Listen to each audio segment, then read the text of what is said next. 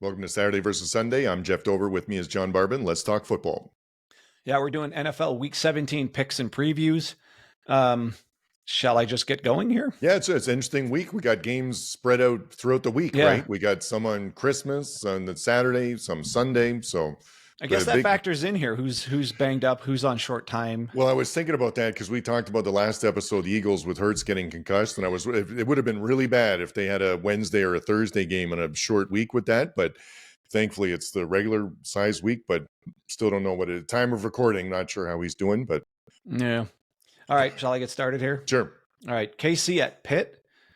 KC -2.5 if Pickens doesn't play. Okay. Pitt's kind of beat up. I mean, KC's been beat up all year. We've said that at least one or two other times this week about Pickens. It's always if Pickens doesn't play. I know. I mean, is there one player who changes an offense more than that? Yeah, that's a great question. It feels like that's maybe Evans for Tampa. I would, because but you're right. Like it's that feels like it makes a big difference, and Pittsburgh's a different team, with that. Yeah. So, and not that he's the best receiver in the NFL, but that offense, the way it's constructed and however it works and the way Wilson plays, he needs an overwhelming deep threat to make that offense work. And without him, they're inept. Yeah. And against the Chiefs defense, they're going nowhere without Pickens. Well, and that for me, this is more of a pick about for KC than against Pittsburgh. Like, cause I feel, it's going to be a close game, but I absolutely feel comfortable with KC pulling it out at the end. And I don't, Pittsburgh hasn't shown to do that. It's at Pittsburgh, but still I think that's and that's not a better team. It's not going to phase KC. They're the better team, and they're happy to they play rock fights. And yep.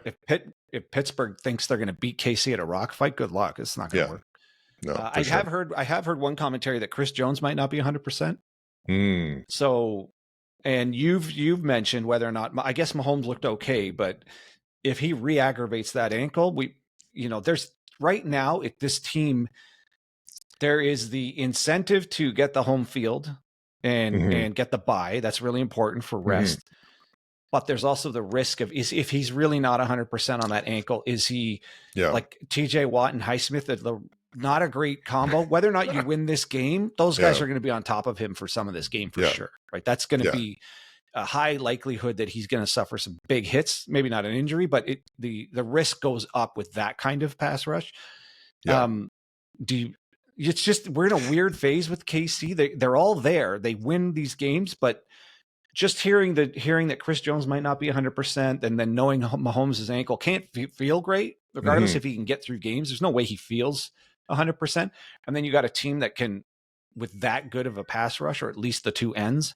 Yeah. Just could be a bad spot for him just getting really roughed up. Well, and especially when this year, more than any other year, like Mahomes rushing for some first downs is a critical part of their offense. So you just don't like having the high ankle sprain recovering from that for that. So they're just really caught in a weird spot, whether or not to sit him or not. But he's obviously not sitting in this game. Yeah. Okay. So my next one, which I feel really good about, was the Philly-Dallas over 40.5. I think that Dallas's offense is playing better. I think they're good to score some points. And Philly, even if with Hurts or without, I think are going to score points. I think the line is overreacted to if the uncertainty at time of recording if Hurts is going to play or not. But as we said, Pickett looked fine last week, and they're a really well-rounded team. So I feel really good about the Philly-Dallas over 40.5. Yeah, I have that here as well. It's a low enough total that Pickett, even with Pickett in, I think it can happen. Dallas looks the same to me, if not better, with Cooper Rush in. They certainly don't look any worse. No, and this is one of those games too. We've talked about this with some of the college ones. Like it's Philly -9.5, so it's a pretty high line in that, and a low total, right? Which is sort of hard to do. So that's the reason why I feel good about the over. Yep. All right, Ravens at Texans. Ooh. Ravens -5.5 all day long. Yeah, like the Texans without Tank Dell. I mean, I guess the argument against... So your first two bets are on Christmas. It gives you something to watch, right? Is that right? On Netflix. Yeah, I know. I saw an article explaining if you want to watch every single NFL game, how much it costs now. It's like $950 No way, really? if you Okay. consider. Well, if people are using YouTube TV as their main source for the main games, Okay. that just jumped from $72 a month to 82. Like they Oh, just wow. they just sent an email to all this saying, by the way, we're just charging you $10 more now. No So there's way. that. Wow. Then the NFL Sunday tickets, $365 to watch all the other games. Then Peacock has like 2 games. So they added in what that subscription would be, even just for the month. Then Netflix, if you want these two. So that whoever did this Then aggregated Prime too, I think, with the yes. Then if you want to watch all Thursday games, you have to have a Prime subscription. So when you add it all up, it comes out to about $960. Anyways, so a little bit off track. I mean, I guess they think the Texans defense is good, but what makes them think the Texans are staying within 15 points of the Ravens? I was a little surprised you to say that because I think didn't Texans look pretty good last week, and you're normally a big what happened last week kind of person, influence your bet. So is that besides the fact that Tank Dell got broken in half? Yeah, no, that's true. So now they're just going to blanket Nico Collins. I mean, Collins is still a total stud, but now they don't have anyone else to worry about, and Petrie's out. So I mean, that's one of their best defenders. So it's sort of the Texans are just. I mean, the defense is pretty good, but they're missing Petrie, which is a big, big deal. So now Ward has to move into, from what I understand, Ward has to move into the slot. So now you're starting 2 rookie corners against the Ravens pass offense. I think they're going to shred them. I think Ravens are going for 35 points here, and they'll hold the Texans to like 13. Okay. Yeah, it's a good pick. All right. So my next one was, let's see, it was. I want to make sure I get this right. Atlanta at Washington is Washington -4. I don't know why the line's so short. Like it's going to be Penix's second game. I think they're going to have some, film to watch for at least the 1 game sample size. And I think Washington's a better team at home, only getting 4. I thought that to me was a pretty straightforward pick. So Washington's a better team at home, only getting 4 points. I'll take Washington. Yeah, they're still in desperation mode there too. Yeah. Well, both teams are, but like we said, Washington's at. Yeah, I don't know. They're a good team. Yeah, they're a good team. So yeah. I'm with you. It's not obvious to me that Penix hasn't even thrown a touchdown pass yet. So no, and I think that, and you mentioned before that like Washington does something that they tend to struggle with has been the running game, and I don't think Atlanta's run defense is that good. So I think that if they can run the ball a little bit against them, it's really going to open up the passing. So no as high as I am on Penix, and I love it that he's there, this is going to be a serious step up in talent against them versus the first game against the Giants. So he had the toe in the shallow end with the Giants, but now he's all in against the Commanders. All right, Seahawks at Bears. Seahawks -3.5. Okay. Why would you're going? That's just a bet against the Bears, isn't it? Sure. Yeah. Well, I mean the Seahawks. I mean, if we want to consider the Vikings a legitimate NFC Championship contending team, the Seahawks hung in there with them the whole game. Yep. So I could see they're the better team here. The Bears are just a disaster. And I've seen all of these articles about in the last 5 or 6 games, Caleb Williams' statistics are really good, like a bunch of touchdowns, a bunch of yards, very few picks. A lot of that's garbage time. Well, a lot of that in games where they're already losing by 25 points, and who cares? Like those.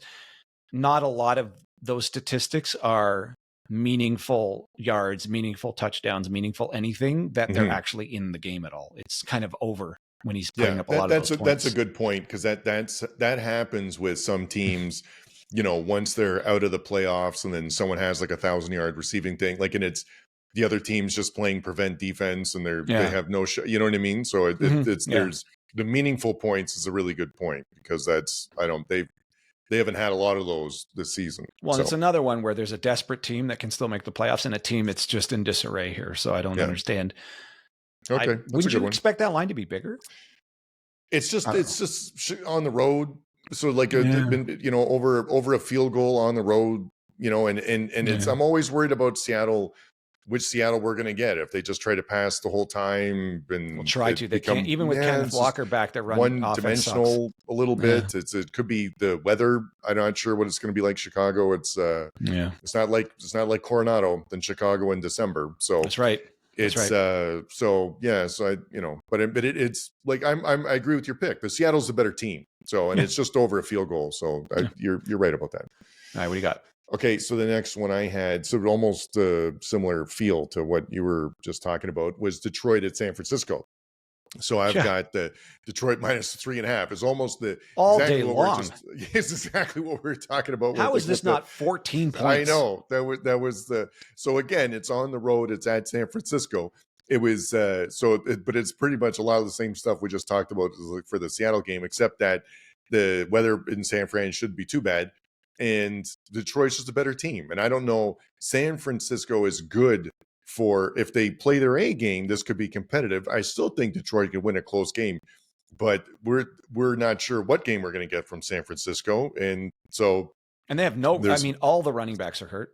I don't even know who's playing at this point. I think even Garendo's hurt. Who's left that can even play running back on that team? They might have to get someone from the parking lot. So yeah, and Debo is sort of a bit of a mess right now. And I mean, yeah. Jesus. So I think that this is, Detroit has a lot of injuries on defense, but when you know the other team is going to be limited in one aspect of the game, that really changes how you can defend them. So I wonder if these lines are all just because of the injuries on Detroit, and the odds makers just can't come around to seeing Detroit being as strong as they actually are. Yeah, I don't know. I don't. It almost doesn't make sense with that many injuries. How can they still be this good?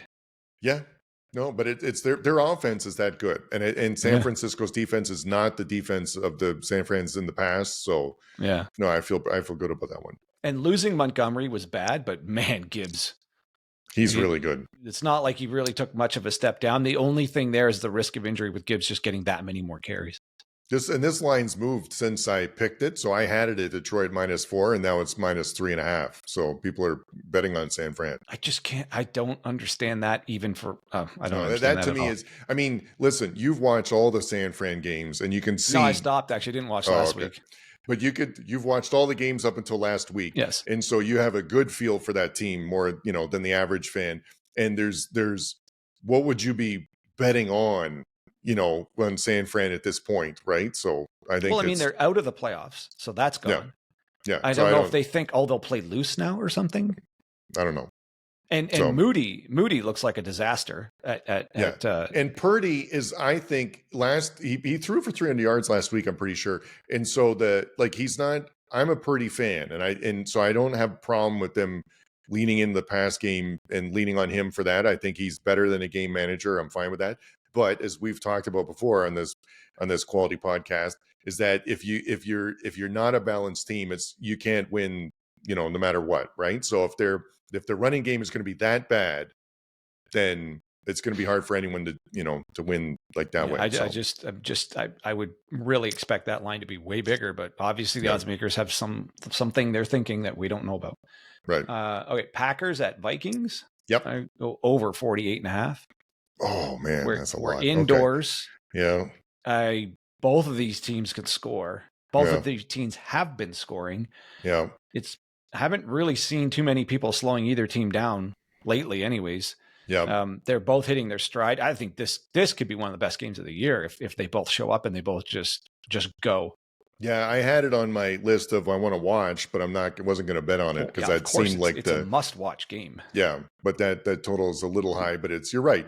There's based on what they've done. This should be like a 30 to 30 something game, right? Yeah.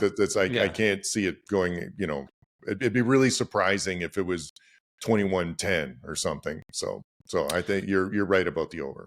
Just makes me nervous when it's that high already, but. Yeah, I'm clearly taking the over on one of the highest point total games, but all right. I've done that before. Do you have any more picks or just no? That was it. That was it for my picks. All right. So me too, but other games that I'm going to be highly interested in watching. Yeah. Let me list the ones that I'm not going to watch. The Vegas Saints, couldn't care less. Tennessee, Jacksonville, couldn't care less. So other than that, go ahead with the games you're interested in. I was watching Coward's podcast and he pointed out that there is 10 or 11 teams with five or less wins. And that compared to last year, last year was maybe 5. Oh, really? At this point of the year, the bottom third of the NFL is dreadful. It's just horrifically bad. Yeah. And I thought it kind of felt like it's been like an anomaly, like extra bad this year. And then when I saw that his episode, I was like, oh yeah, maybe it is extra bad this year. Maybe And usually the bottom third-ish of every pro league is essentially unwatchable. Can you think of actually okay, so we've got whatever, the Titans, the Jags, and where's this other horrific Saints game? and the Vegas. Saints and the Raiders. Why would anyone watch either of these games? Yeah, like, it's fantasy or betting. That's it. Fantasy or betting, but not for the entertainment sake of quality football. That's out the window on these games. Yep. And all pro sports leagues have about a bottom 25% that are unwatchable. But man, the NFL has expanded that into the bottom like 35%. It's just so bad. Yeah. Okay, so I'm not watching those either. And good for anyone who is. And I feel bad for all those fan bases. Is BS. It's BS that the amount of money that pours into the NFL, that any of these teams can be this bad, where you have no options. Like the Saints, no options at quarterback. If Carr comes back, I don't think that's the future either. No. The Raiders, when was the last time they actually had a functioning? I guess it was Carr, but like that, there's the Carr Bowl. Like the Raiders and the Saints, just a sad state of affairs in both QB rooms. And then the Jaguars and the Titans, same thing. Lawrence is out. The Titans have nobody yet. It's bad. It's just bad. Yeah. All right. So that's enough of the games we're not going to watch. Interesting game to me, Chargers Patriots. I'm on the Drake Maye bandwagon. That is a must-watch team now for me. Not because I think the Patriots can beat the Chargers. I think the Chargers are winning this game. But Drake Maye is, every game he's proving that he's a franchise guy, and he looked good against the Bills too. So the arrow is pointing up for the Patriots. Do you want me to keep going, or do you want to jump in here? I'm looking forward. The other games on the Saturday, I was more interested in that one, like the Denver at Cincinnati. I like to watch. Just the same thing for the Knicks and Burrow. I think are entertaining to watch. And Arizona, if the good Cardinal team shows up against the Rams, I think that'd be a good game to watch. But those are the ones I'm looking forward to. Is the Rams the most erratic team right now? Yeah, that's. I mean, other than Arizona, maybe, like that was. But I think the variance is even higher on the Rams, because they put up 40,000 points against the Bills, and then they put up 12 against the Niners. And then 19 against the Jets, or whatever. And then the 19 against the Jets. I guess you could call those gritty wins. I don't know, but if the Arizona and the Rams A games show up, I'll be interested in that. That's the late game on the Saturday, so we'll know early if it's entertaining or not. But I was looking forward. I like those are the other ones. Rams at home, list. Both teams A game. I think Rams win that game. Yep. And then the Broncos and the Bengals. I guess the Bengals still have a shot at the playoffs here, as thin as it is. But one of the key things is the Broncos have to lose out and the Bengals have to win out. So super important game for them to win here. God, the season that could have been for the Bengals. Like Burrow is putting in an all-time performance. Yep.